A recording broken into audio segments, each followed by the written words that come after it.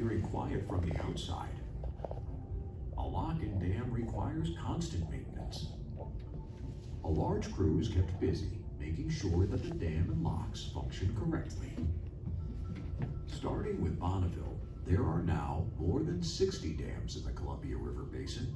These dams have been engineered to create inexpensive hydropower, provide commercial navigation, and minimize flood risk for millions of people in the Northwest.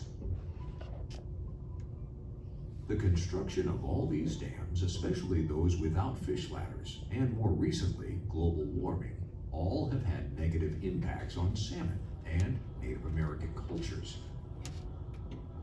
But even before there were any dams, Native Americans and salmon were severely impacted.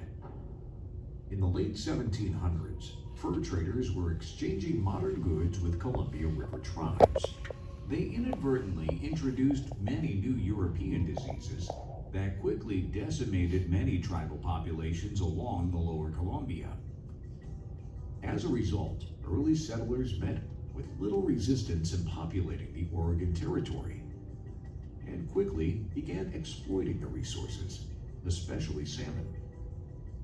By the late 1800s, commercial overfishing caused a near collapse of the salmon populations. All this 30 to 40 years before any dams were built.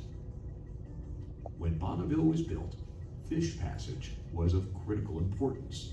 In fact, fish ladders were the first elements completed during construction.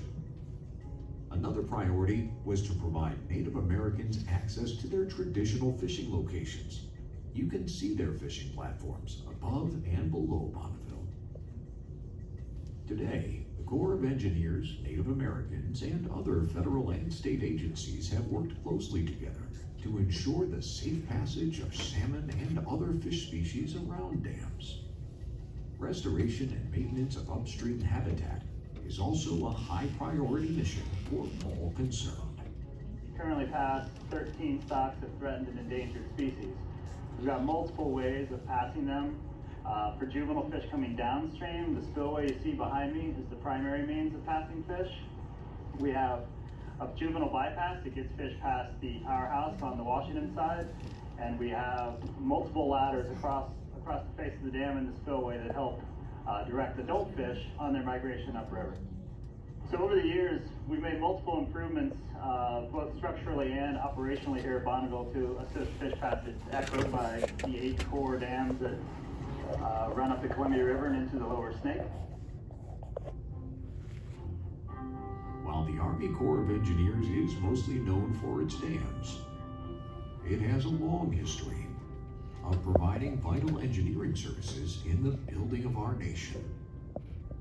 It started with fortifications at Bunker Hill and followed with the exploration and mapping of the West, led by Lewis and Clark and other Army officers. For over 200 years, the Corps has supported our military and helped engineer our infrastructure, including roads, bridges, dams, canals, and even the NASA space program. More recently, the Corps has become the leading environmental preservation and restoration agency. This includes management of our natural and cultural resources. While not always obvious, Corps dams offer multiple recreational opportunities that benefit local economies. Did you know that the Corps is the nation's largest provider of water-based recreation and has as many visitors as our national parks? Here at Bonneville, a day-use area, more than 1 million visitors come each year to enjoy this site. Visitor education is provided by the Natural Resource Rangers, along with their other responsibilities. The ranger staff at Bonneville Lock and Dam is engaged with managing the natural, cultural, and recreation resources on site. Bonneville is in the heart of Columbia River Gorge National Scenic Area. It's definitely one of the stops along with the waterfall corridor, and then folks that come out east to the drier vistas of the gorge, a wind and water sport mecca. Most visitors spend about an hour or two here on site, and then they always make a stop down at the fish hatchery to take a look at Herman sturgeon that's greater than 10 feet long. Bonneville is unusual in that there are two visitor centers, one on the Oregon side and one on the Washington side. Both visitor centers have an orientation area, a gift shop, numerous exhibits, a powerhouse, and fish ladders with a viewing room.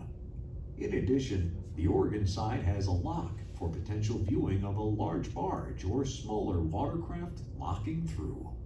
My name is Barrett Frobos. I'm the supervisory park ranger in charge of the visitor centers here at Bonneville Lock and Dam. People come to Bonneville Lock and Dam for many different reasons. But most people come for the salmon and the fish that migrate past Bonneville Lock and Dam each and every year. The two species that have the highest number on average per year are Chinook salmon and American shad. We're incredibly fortunate in the Columbia River Gorge to be surrounded by a wealth of both prehistoric and historic cultural resources. So this is a replica of a petroglyph. We keep this replica here so that folks on the hiking path can learn a little bit about the cultural resource, the story of the tribes that inhabited these lands before European settlement. So right now we're sitting at the site which